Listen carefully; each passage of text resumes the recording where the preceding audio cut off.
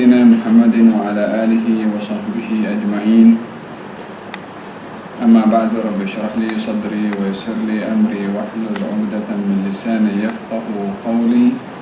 رب زدنا علما وارزقنا فهما. اللهم لا سهل إلا ما جعلته سهلا وأنت تجعل الصعب إذا شئت سهلا. نوينا التعلم والتعليم، تذكر والتذكير، والنفع والانتفاع والإفادة والاستفادة، والحث على التمسك بكتاب الله سنة نبيه والدلالة إلى الخير والدعاء على الهدى ومرضات الله وقربه وثوابه. آمين اللهم آمين. Sampai kepada ayat yang ke-84. Ya, 84. A'udzu billahi minasyaitonir rajim. Wa yawma nab'atsu min kulli ummatin shahidan thumma la yu'dhanu lil ladzina kafaru wa la hum yusta'tabun. Wa idza ra'a alladhina zalamu al'adzaba fala yukhaffafu 'anhum wa la hum yunzarun. Wa idza ra'a alladhina asyraku syuraka'ahum qalu rabbana haula'i syuraka'una alladhina kunna nad'u min dunik fa'alqaw ilayhimul qawla innakum lakadhibun wa alqaw ila Allahi yawma idhinis salama wa dhalla 'anhum ma kanu yaftarun.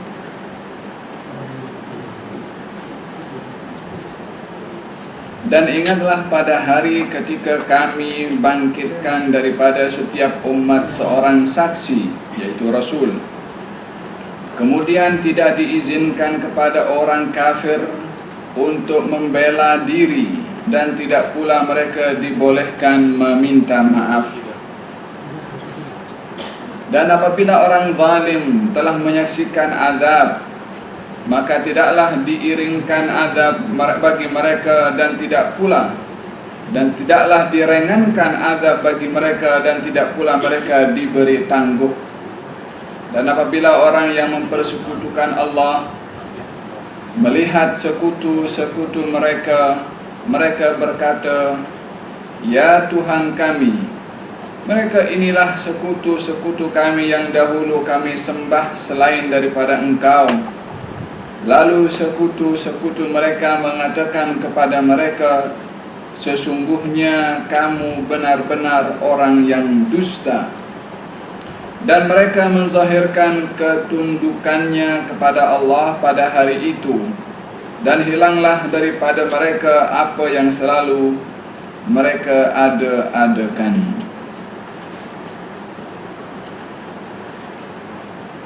Ayat ini adalah menceritakan tentang keadaan yang akan terjadi di hari kiamat, yaitu hari pembalasan. Setiap orang yang beriman dan beramal saleh untuk mendapatkan balasan baik, dan mereka yang kufur atau bermaksiat akan mendapatkan balasan yang tidak baik. Oleh karena demikian, hari kiamat dikatakan Yaumuddin, hari pembalasan. Maliki Yaumuddin, yang memiliki atau raja di hari pembalasan.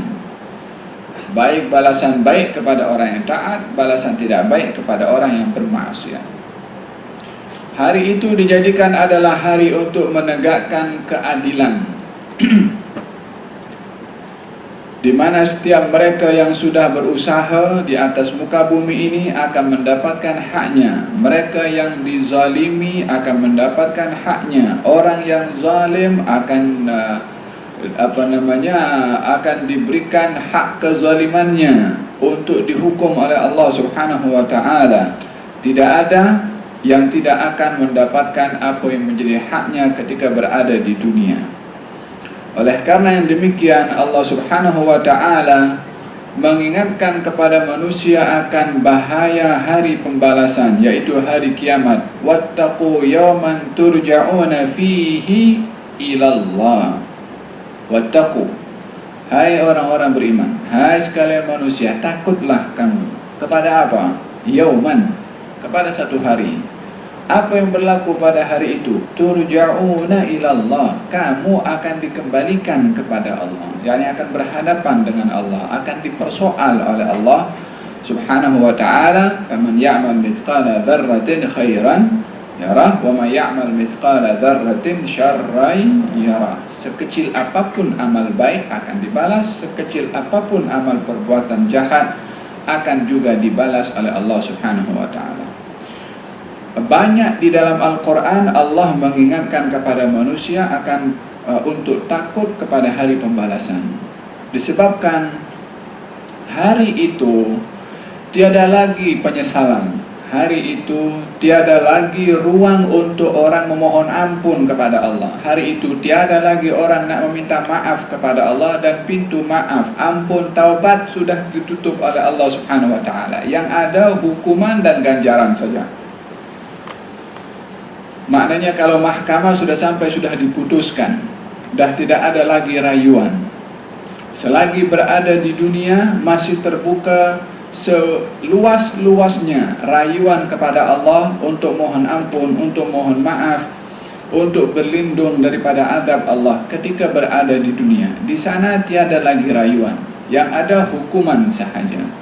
Oleh karena demikian, oleh karena hari itu hari yang begitu menentukan kepada nasib seseorang, dan tiada lagi ruang manusia itu untuk memohon ampun, maka Allah sentiasa mengingatkan di dalam Al-Quran, jangan sampai pada hari itu kamu tergolong daripada orang yang menyesal, yang tiada guna lagi penyesalan kepada kamu. Allah menggambarkan penyesalan di hari akhirat nanti, yang tiada guna penyesalan itu. Diberikan perumpamaan seorang yang berdosa, yang zalim itu, karena terlalu menyesal, dia menggigit kepada jarinya. Setiap satu jari digigit itu bukan digigit sikit saja, sampai habis itu jari, pindah kepada jari sebelah, dan sampai habis semua ditumbuhkan balik oleh Allah untuk digigit balik. Ungkapan atau perumpamaan menyesal yang tiada guna.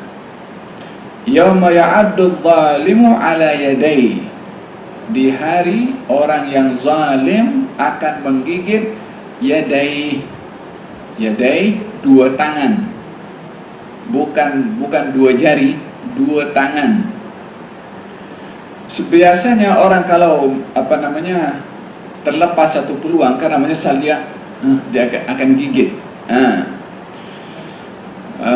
Di hari itu, hari penyesalan, perumpamaan orang yang menyesal dengan menggigit jari diberikan perumpamaan juga, dan tidak menutup kemungkinan perumpamaan itu menjadi reality kalau seseorang akan menggigit jarinya sampai habis karena menyesal yang tiada guna kepada penyesalan tersebut.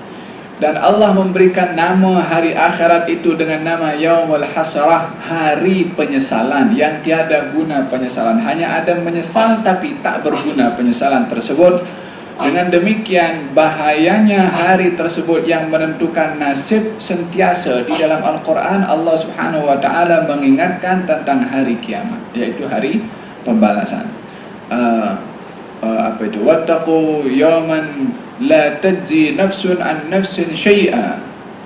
Takutlah kamu kepada satu hari yang seseorang itu tidak dapat memberikan ganjaran kepada orang lain. Dia hanya apa yang dia buat itu yang dia dapat. Tak ada orang nak bagi apa-apa kepada kita nanti di akhirat. Yang ada tuntut menuntut satu dengan yang lain.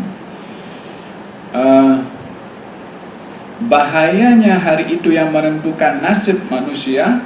Maka Allah subhanahu wa ta'ala ceritakan, wa yawma nab'atsu min kulli ummatin, dan di hari kami akan bangkitkan setiap umat seorang nabi.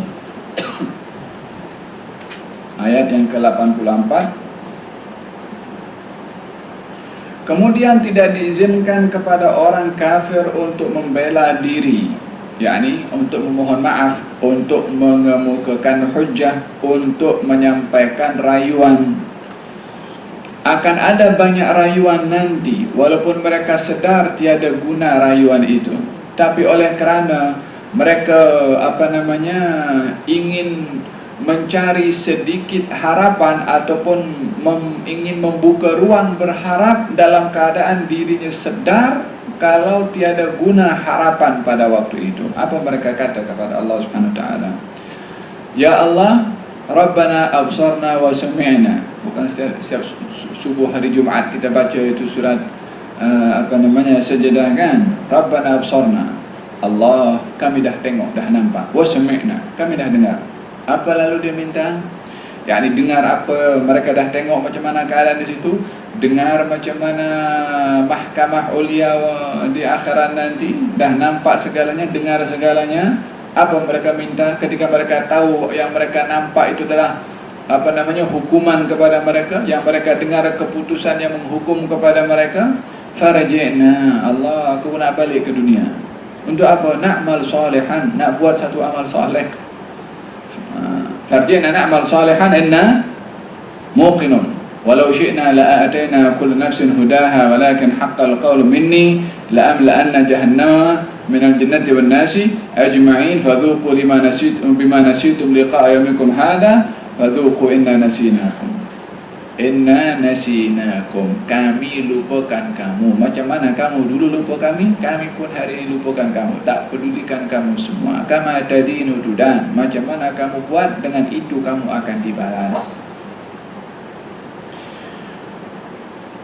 Ini yang akan terjadi nanti di akhirat. Hari pembalasan, hari seseorang akan berhadapan dengan Allah Subhanahu wa ta'ala. Allah menyebutkan tentang hari pembalasan dalam surat An-Nahl ini, yang ayat-ayat sebelumnya adalah memperbahaskan tentang nikmat.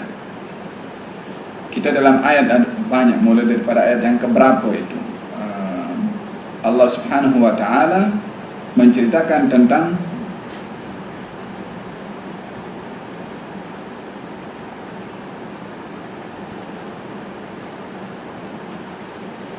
daripada ayat yang ke-66 sampai ayat yang ke-83. 66 sampai 83. Berapa ayat?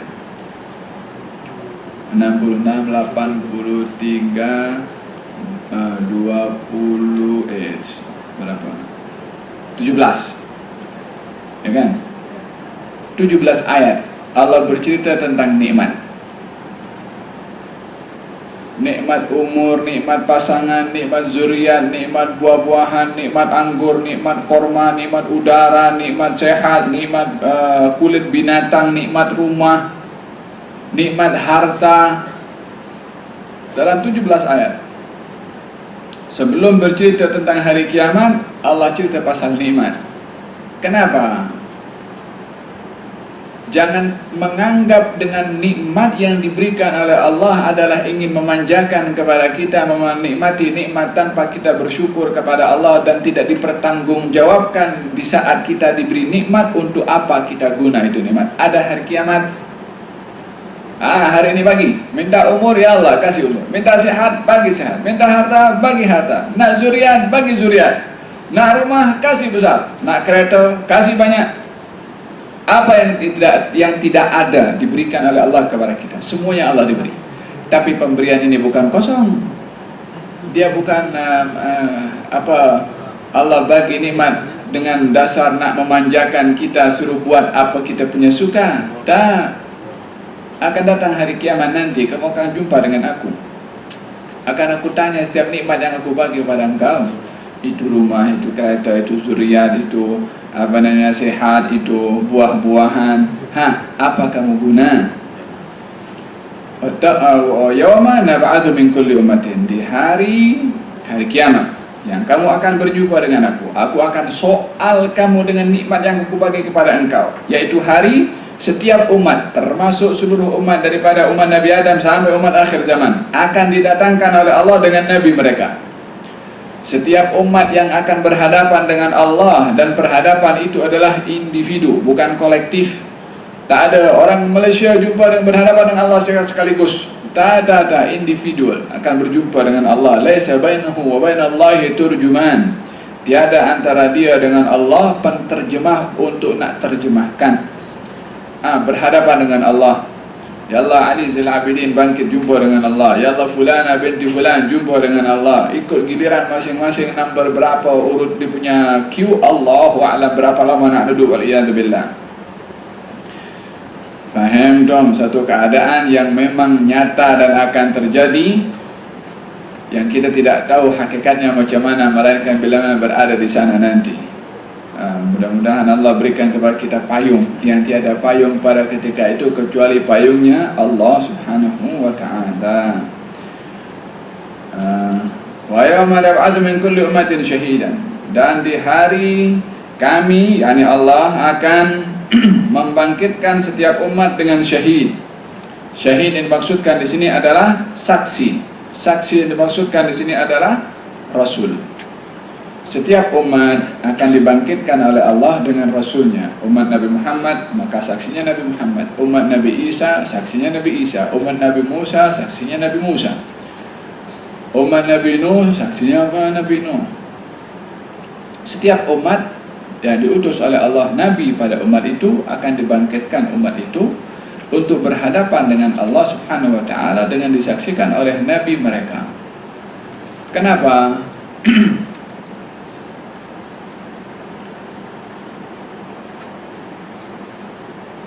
Mereka pada waktu itu yang berbuat salah ataupun kekufuran di atas muka bumi, ketika berhadapan dengan Allah dan mereka sedar kalau mereka akan dihukum oleh Allah, maka mereka akan berusaha untuk menyelamatkan diri. Seseorang itu bila mana menyadari dirinya sudah tidak ada lagi cara yang baik untuk menyelamatkan, maka dia guna cara yang tak baik. Mereka berusaha seboleh mungkin, termasuk satu perbuatan yang yang tak logik untuk mereka nak lakukan, tetapi demi untuk nak menyelamatkan diri, mereka akan buat itu. Apa? Dia nak tipu Allah Subhanahu wa ta'ala. Dia nak berdusta kepada Allah yang maha mengetahui isi hati dan maha mengetahui apa yang nak dicakapkan oleh manusia. Oleh orang yang nak berdusta, isi hatinya Allah tahu. Apa yang nak dicakap Allah pun tahu. Tapi dalam keadaan apa yang nak dicakap yang Allah dah tahu, dia nak juga tipu kepada yang maha mengetahui. Oleh kerana mereka itu akan menggunakan tipu muslihat dengan mengatakan kepada Allah, ya Allah, aku tidak beriman kepada engkau pasal agama yang kau turunkan kepada Nabi engkau itu tak sampai kepada aku. Itu akan mereka katakan kepada Allah. Oleh sebab itu Allah datangkan Nabi. Karena yang dituhmah di sini sudahlah tipu kepada Allah, lempar tuhmahan kepada para nabi, para anbiya, yang dikenali dengan sifat amanah, dikenali dengan sifat jujur. Tapi mereka tergamak untuk tipu Allah, mentuhmah kepada para nabi dan para rasul dengan mengatakan, mereka tak sampaikan kepada aku. Amanah wahyu yang kau turunkan kami tak terima. Maka didatangkan oleh Allah Subhanahu wa ta'ala setiap umat yang akan berdusta kepada Allah, didatangkan saksi Nabi yang Allah utus kepada mereka.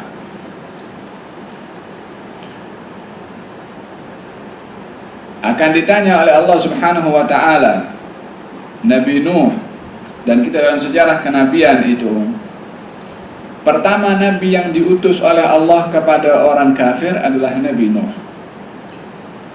Sebelum Nabi Nuh tidak ada kekufuran, maksiat ada, derhaka kepada Allah Subhanahu wa ta'ala ada, tetapi kufur, tidak beriman kepada Allah bermula daripada umat Nabi Nuh.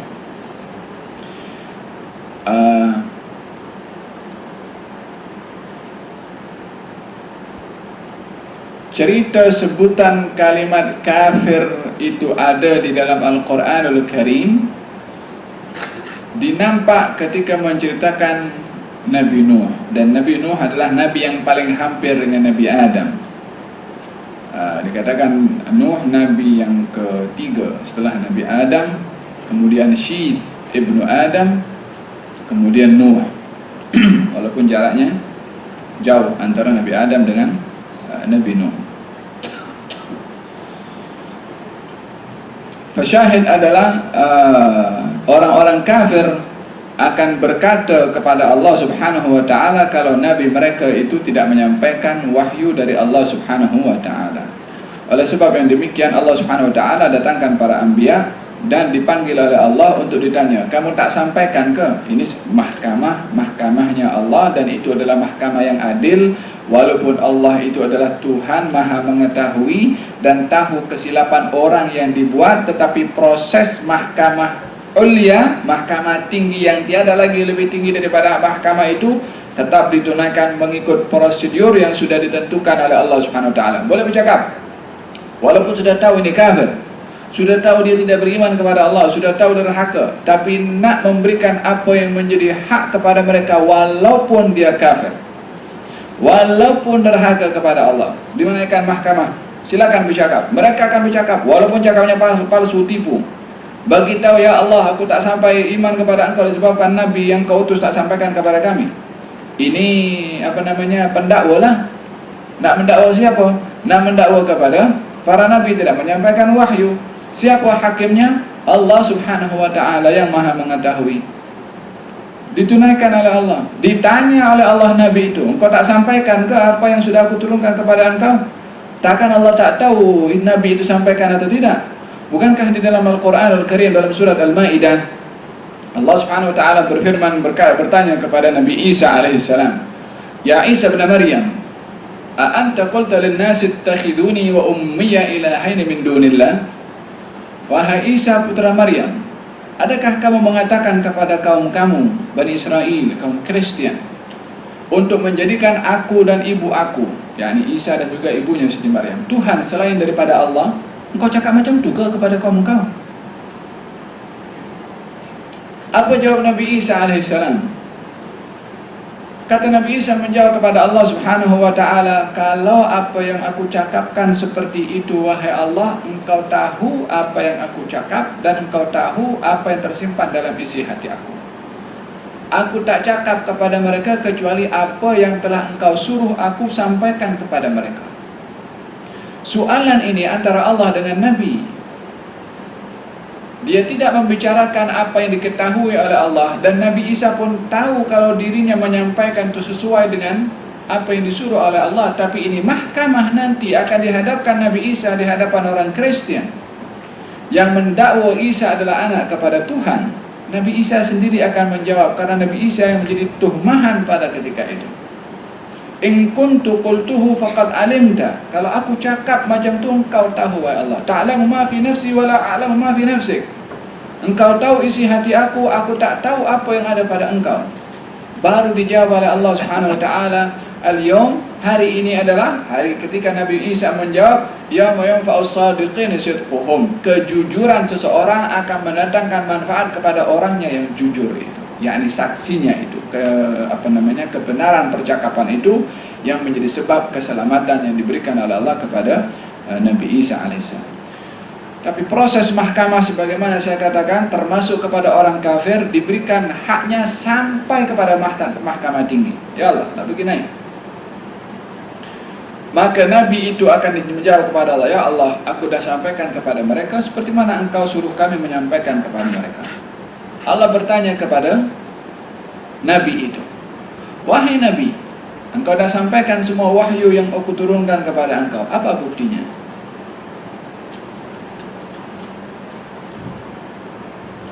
Nabi ketika bercakap ditanya bukti juga. Walaupun itu Nabi, walaupun itu Rasul, mereka menjawab, ya Allah, bukti akan aku menyampaikan segala wahyu yang engkau turunkan kepada aku adalah umat Nabi Muhammad. Bagaimana umat Nabi Muhammad boleh menjadi saksi kepada satu kejadian yang berlaku ribuan tahun sebelum umat Nabi Muhammad? Kita pun tak pernah tengok umat Nabi Nuh macam mana. Perahu yang dijumpai dekat internet tak tahu betul ke atau tak betul itu perahu Nabi Nuh. kalaupun itu betul perahu Nabi Nuh tapi orangnya dah tak ada. Tapi kita tahu tak peristiwa Nabi Nuh? Kita tahu. Kita digambarkan tidak oleh Allah Subhanahu wa taala bagaimana kejadian Nabi Nuh yang diganggu, disakiti oleh kaumnya sehingga Allah suruh buat Nabi Nuh untuk buat perahu daripada kayu dengan paku. Lalu Nabi Nuh diberli oleh kaumnya. Kemudian Allah hantarkan hujan daripada alat langit, dikeluarkan air daripada bumi, terus menaik sampai setinggi gunung. Ini dunia dipenuhi dengan air, semua tenggelam. Umat Nabi Nuh pun tenggelam, anak Nabi Nuh tenggelam. Nak ditolong oleh Nabi Nuh, dia tak nak juga. Nak kata nak pergi ke puncak gunung untuk menyelamatkan diri, dah diberitahu tak akan ada yang selamat. Daripada mana kita tahu itu semua? Mungkin kita tak nampak pun itu benar berlaku. Kita tahu sebab kita diberikan oleh Allah Subhanahu wa taala wahyu melalui Nabi Muhammad sallallahu alaihi wasallam Al-Qur'an yang memberitakan kejadian itu, sehingga kita tahu daripada mana? Daripada Al-Qur'anul Karim. Maka mereka umat Nabi Nuh atau Nabi Nuh akan berkata, dan nabi-nabi setelah Nabi Nuh ketika dipersoal oleh Allah Subhanahu wa taala, mana bukti kalau kamu dah sampaikan kepada umat kamu, akan diberitahukan umat Nabi Muhammad. Umat Nabi Muhammad akan ditanya, daripada kamu menjadi saksi mereka dah sampaikan? Mereka menjawab ya. Daripada mana bukti kamu? Dan daripada Nabi Muhammad sallallahu alaihi wasallam. Akan dibangkitkan, akan dipanggil juga Rasulullah dan menjadi saksi kepada umat Nabi Muhammad, yang umat Nabi Muhammad menjadi saksi kepada umat sebelum umat Nabi Muhammad sallallahu alaihi wasallam. Maka kesaksian itu diterima disebabkan pegangan mereka adalah Al-Quran, dan Al-Quran adalah kalamullah. Sebaik-baik bukti adalah firman Allah Subhanahu wa taala. Dalam Al-Qur'anul Karim Allah berfirman,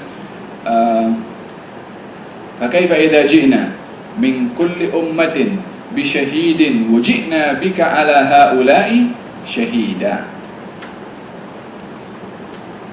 Fa kaifa idza ji'na, dan bagaimanakah bila mana satu hari nanti kami Allah akan mendatangkan setiap umat dengan saksi, dan kami akan datangkan engkau wahai Rasulullah untuk menjadi saksi kepada seluruh umat. Sayyidina Abdullah ibn Mas'ud radhiyallahu anhu, salah seorang sahabat Nabi yang ahli dalam Al-Quran. Kemudian baginda Rasulullah bersabda, wahai Ibnu Mas'ud, bacalah Al-Quran untuk aku. Kata Abdullah bin Mas'ud, wahai Rasulullah, macam mana aku nak baca sementara Quran turun kepada engkau? Kata Nabi, aku nak dengar daripada orang selain aku. Dibaca oleh Abdullah bin Mas'ud surat An-Nisa sampai kepada ayat yang tadi itu. Fa kaifa idza ji'na, bagaimanakah gerangan nanti bila mana kami Allah datangkan min kulli ummatin, di setiap umat, bi syahidin, dengan saksinya, yaitu nabi mereka. Wajidna bika, dan kami Allah akan datangkan engkau wahai Rasulullah, ala haula, kepada seluruh umat dan saksi-saksinya, engkau menjadi saksi ke atas mereka. Sampai ayat itu Nabi berkata, hasbuk, cukup wahai Abdullah wahai Ibnu Mas'ud. Kata Abdullah bin Mas'ud, aku mendapati linangan air mata itu menitis deras daripada mata Nabi Muhammad SAW akan kerisauan dan dahsyatnya keadaan setiap umat yang akan didatangkan dengan saksinya dan akan disaksikan oleh Nabi Muhammad SAW.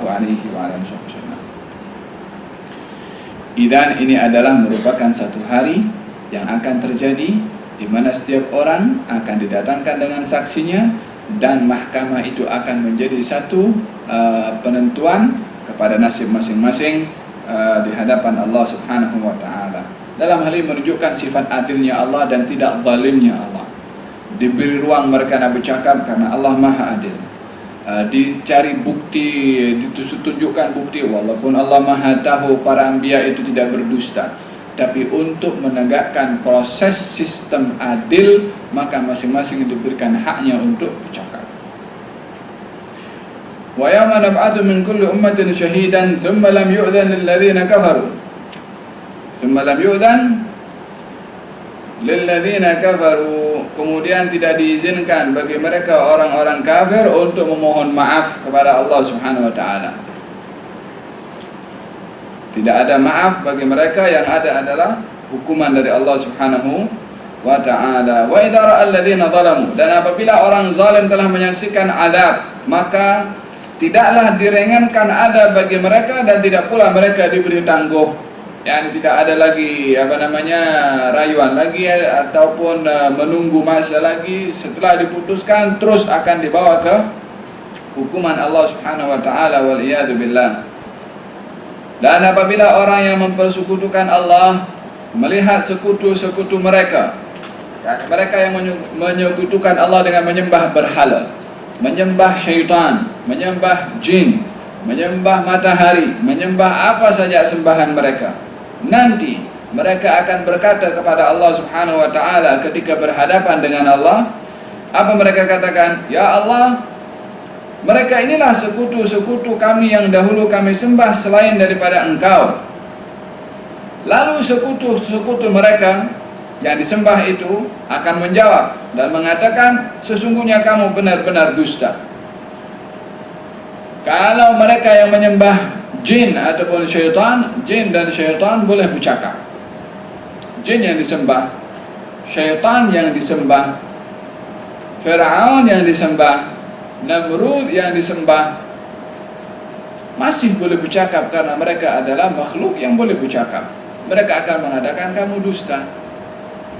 Tapi mereka menyembah berhala macam mana?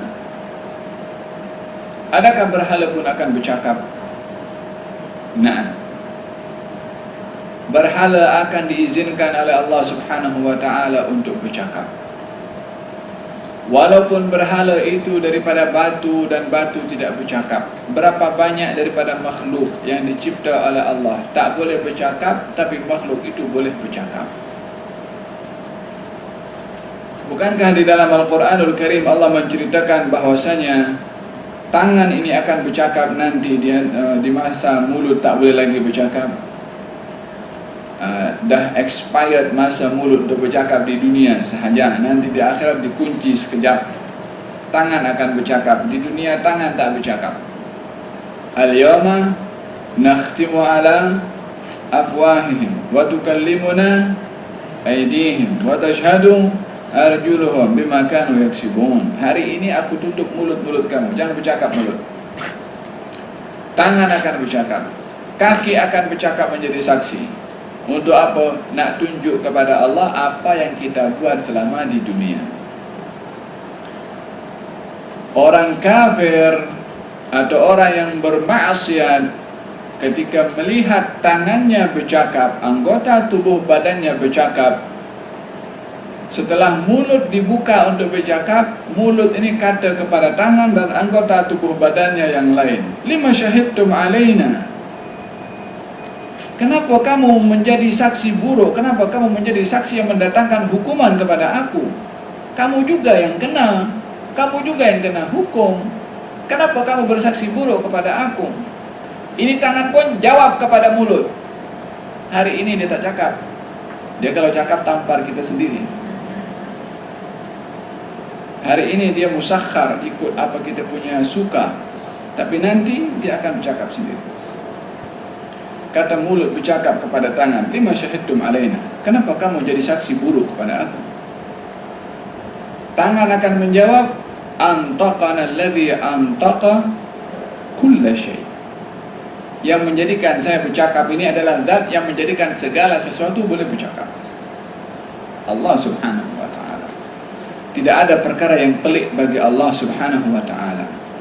Di bumi, baginda Rasulullah ketika lalu di sebuah lorong di Mekah, kemudian Nabi mendengarkan ada batu yang mengucapkan salam kepada Rasulullah, Assalamualaikum ya Rasulullah. Macam mana batu boleh bercakap? Kata baginda Rasulullah, saya ingat dahulu ketika saya berada di Mekah, ada batu yang selalu mengucap salam kepada saya. Dan Nabi dengar, macam mana batu boleh bercakap? Di dalam mukjizat Rasulullah SAW, ketika makan daging lengan kambing yang sudah dicampur dengan racun, kemudian nak dimakan oleh Nabi, daging itu bercakap, ya Rasulullah, jangan makan aku, sesungguhnya aku sudah diracun. Macam mana itu daging boleh bercakap? Yang maha berkuasa menjadikan segala sesuatu itu boleh dengan menyebutkan kun fayakun. Tak ada perkara yang pelik bagi Allah Subhanahu wa ta'ala. Berhala yang disembah oleh manusia di atas muka bumi ini, apapun jenis berhalanya, akan diizinkan oleh Allah untuk bercakap dengan mengatakan kepada orang yang menyembahnya, innakum lakadzibun, kamu dusta. Macam mana berhala dan jin ataupun syaitan mengatakan kepada penyembah-penyembahnya, kamu dusta, sementara mereka memang menyembah kepada berhala, memang menyembah kepada jin. Kenapa jin dan berhala semua mengatakan kamu dusta? Yani maksud daripada jin, syaitan ataupun berhala mengatakan kepada penyembah-penyembahnya, kamu dusta dengan kamu melantik kami sebagai sekutu Allah Subhanahu wa ta'ala. Perbuatan sembahannya memang ada, tapi keyakinan kamu menjadikan kami sekutu Allah, kami bukan sekutu Allah Subhanahu wa ta'ala. Itulah letak dusta mereka yang menyembah kepada syaitan ataupun menyembah kepada al-jin. Lihat di dalam dalam Al-Quranul Karim, Allah Subhanahu wa ta'ala berfirman tentang apa yang diperkatakan oleh syaitan kepada orang-orang menyembah syaitan. Apa katanya? Falamma qudiya 'alaihimul amru qala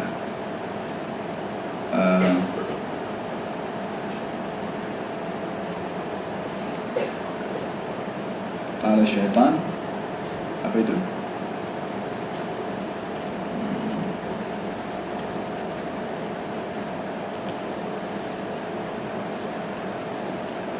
Inna Allaha wa'adakum wa'dal haqqi wa wa'adtukum fa akhlaftukum. Sesungguhnya Allah janji kepada kamu dengan janji yang benar. Kalau beriman akan diberi ganjaran, akan diberi kedudukan oleh Allah. Wa wa'adtukum, saya pun beri janji juga kepada kamu, fa akhlaftukum, tapi saya ingkar janji. Fala talumuni wa lumu anfusakum. Kamu jangan maki aku, makilah diri kamu sendiri. Kenapa? Siapa suruh kamu ikut aku? Aku janji saja. Fala talumuni wa lumu anfusakum. Jangan maki aku, jangan salahkan aku. Jangan kamu nak komplain kepada Allah tentang aku, kata syaitan akan berkata kepada penyembah-penyembah, wa lumu anfusakum. Sesalilah diri kamu sendiri. Salahkanlah diri kamu sendiri. Sesungguhnya saya hanya mengajak kepada kamu, dia tak paksa. Syaitan tak ada paksa orang, dia ajak saja. Jom ikut, jom ikut, jom ikut. Yang ikut siapa? Ya kita yang ikut, bukan kita, orang lain. Manusia yang ikut kepada syaitan. Tapi syaitan tidak pernah letakkan senjata di leher kita untuk ikut apa dia punya. Dia hanya was-was saja. Fala talumuni wa lumu anfusakum ma ana bimusrikhukum wala antum bimusrikhiyya. Kamu tak boleh, saya tak boleh teriak nak tolong engkau, engkau pun tak boleh tolong kepada aku. Sama-sama berada di adab bersama dengan syaitan, waliyadzubillah. Demikian kata-kata terakhir daripada syaitan kepada orang-orang yang menyembah dan ikut kepada cakap syaitan. Fa'alqaw ilaihimul qawla innakum lakadzibun. Itu sembahan-sembahan semua akan mengatakan kepada orang menyembahnya, kamu adalah pendusta. Wa alqaw ilallahi yawma idzinis salam. Ayat ke-87. Dan mereka orang-orang kafir itu pada akhirnya menzahirkan ketundukannya kepada Allah, yakni berserah diri kepada Allah. Setelah mereka datang kepada berhala-berhala mereka, sembahan-sembahan mereka, memberitahukan kepada Allah, inilah penyebab kami tidak beriman. Tapi mereka berhala-berhala itu pun bagi tahu kamu pendusta. Tak ada lagi ruang bagi mereka untuk mencari perlindungan. Baru mereka berserah kepada Allah Subhanahu wa ta'ala. Di dalam keadaan penyerahan itu tiada lagi mendatangkan manfaat kepada mereka. Dan mereka menzahirkan ketundukannya, pasrah kepada Allah pada hari itu. Dan hilanglah daripada mereka apa yang selalu mereka ada-adakan. Penipuan mereka tentang berhala itu Tuhan, pemalsuan mereka tentang ketuhanan, semuanya adalah sia-sia belaka. Baik, ayat ke-88. Alladzina kafaru wa saddu an sabilillahi zidnahum 'adzaban fawqa al-'adzabi bima kanu yufsidun. wa yawma nab'atsu fi kulli ummatin shahidan 'alaihim min anfusihim وجئنا بك شهيدا على هؤلاء ونزلنا عليك الكتاب تبيانا لكل شيء وهدى ورحمة وبشرى للمؤمنين وبشرى للمسلمين إن الله يأمر بالعدل والإحسان وإيتاء ذي القربى وينهى عن الفحشاء والمنكر والبغي يعظكم لعلكم tadakkarun. Ayat yang ke-88, sesungguhnya Allah menyuruh kamu orang kafir yang menghalang manusia. Ayat 88, orang kafir yang menghalang manusia dari jalan Allah, kami tambahkan kepada mereka seksaan demi seksaan disebabkan mereka selalu berbuat kerosakan. Dan ingatlah akan hari ketika kami bangkitkan dalam setiap umat seorang saksi atas mereka daripada kalangan mereka sendiri, dan kami datangkan kamu wahai Muhammad Rasulullah menjadi saksi atas seluruh umat manusia, dan kami turunkan kepadamu Alkitab yaitu Al-Quran untuk menjelaskan segala sesuatu dan petunjuk serta rahmat dan kabar gembira bagi orang yang berserah diri. Sesungguhnya Allah menyuruh kamu berlaku adil dan berbuat kebajikan, memberikan bantuan kepada kaum kerabat, dan Allah melarang dari perbuatan keji, kemungkaran dan permusuhan. Dia memberi pengajaran kepadamu agar kamu dapat mengambil pelajaran. Ayat yang ke-28 di sini Allah menceritakan tentang jenis hukuman yang diberikan oleh Allah kepada segolongan yang itu adalah didabelkan atau diberatkan oleh Allah Subhanahu wa taala berbandingkan kepada yang lain. Innamal jazaa'u min jinsil amal. Balasan itu bergantung dengan perbuatan. Sebesar mana perbuatan yang dilakukan, sebesar itu juga balasan akan diberikan. Akan tetapi terdapat seseorang yang dia melakukan satu perbuatan yang besar bahayanya. Apakah itu perbuatan yang besar bahayanya?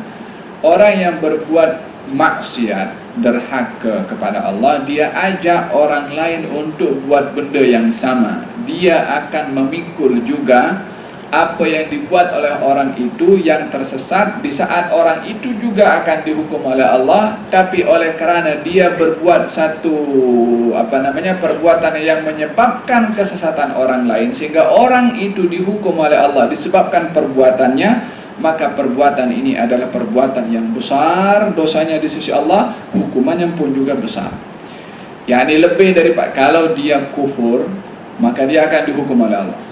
Tapi dia ajak orang lain kufur, maka hukuman kufurnya orang ini tak cukup dia hanya dihukum karena kafir, tapi karena sebab menjadi sebab orang lain kafir, double dia punya hukuman diberikan oleh Allah Subhanahu wa ta'ala. Oleh karena demikian,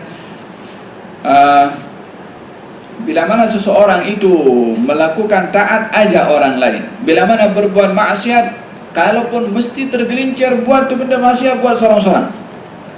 Jangan ajak orang lain supaya tidak menjadi sebab orang itu kalau berterusan melakukan perbuatan dosa disebabkan oleh kerana kita akan menanggung juga besarnya hukuman karena menjadi sebab keburukan dan dosa yang dilakukan oleh orang lain. Di dalam hadis Nabi SAW, Nabi bersabda, "Man sanna fil Islami sunnatan hasanatan." Barang siapa yang dia melakukan satu perbuatan baik di dalam Islam dan diikuti oleh orang lain,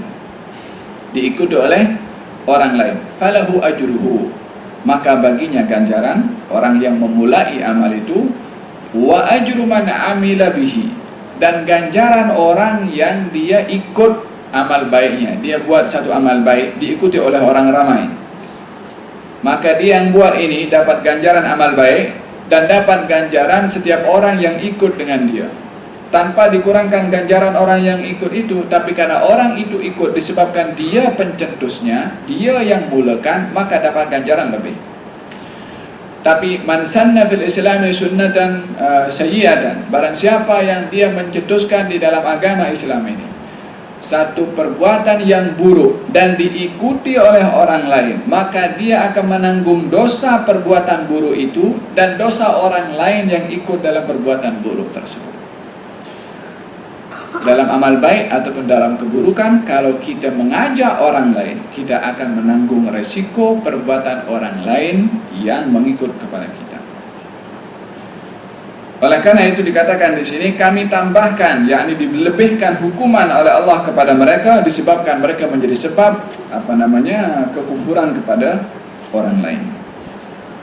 Ayat yang ke-89, dan ingatlah akan hari ketika kami bangkitkan setiap umat dengan saksi atas mereka daripada kalangan mereka sendiri. Saksi itu adalah para nabi yang Allah utus kepada mereka. Dan kami datangkan kamu, wahai Rasulullah, menjadi saksi kepada seluruh umat, sebagaimana saya jelaskan sebentar tadi. Dan kami turunkan kepadamu Al-Quran untuk menjelaskan segala sesuatu dan petunjuk serta rahmat dan kabar gembira bagi orang-orang yang berserah diri. Panduan untuk kita terselamat nanti di akhirat adalah Al-Quranul Karim, yang memberitahukan segala perkara yang sudah terjadi, sedang terjadi, dan akan terjadi di alam ini, di alam barzakh, dan di alam akhirat. Semuanya ada di dalam Al-Quran. Maka seseorang yang dia mengambil iktibar daripada Al-Quran akan mendapatkan rahmat berupa bimbingan daripada Al-Quranul Karim dan akan terselamat daripada penyesalan. Innallaha ya'muru bil adli wal ihsan